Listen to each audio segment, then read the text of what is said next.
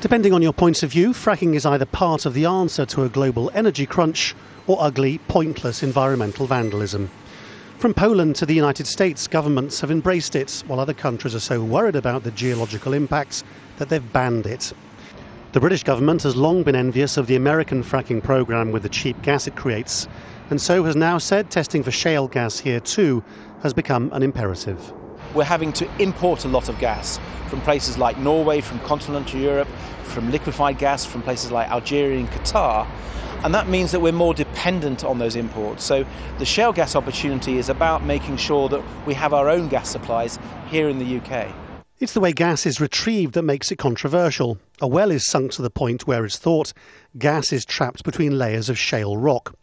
Then water, chemicals and sand are pumped into the gap. That fractures the rock, releasing the gas. This process has led to small earthquakes, and there are reports that gas has leaked into underground watercourses.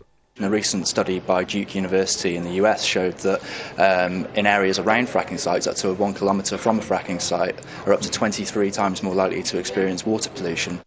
Yet geologists point out that fracking is already used by oil and gas companies in traditional extraction. The key risk for all these kinds of activities is that well leaking, in other words, methane or oil getting into an aquifer. And the main place where that might happen is where the well actually passes through the water-bearing layer.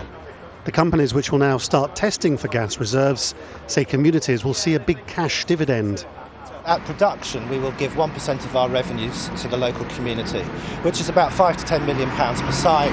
In total, over a 25-year period, that's £1.1 billion. Opponents of this would say that you're trying to buy communities off. Absolutely not. There is a huge amount of gas under the ground which would benefit the entire country. This was the main demonstration at this year's G8 summit in Northern Ireland, where, as elsewhere, people really don't want fracking. But it is now going to happen in the UK. In the coming years, there's likely to be a lot more protest as the testing starts. Laurence Lee, Al Jazeera, London.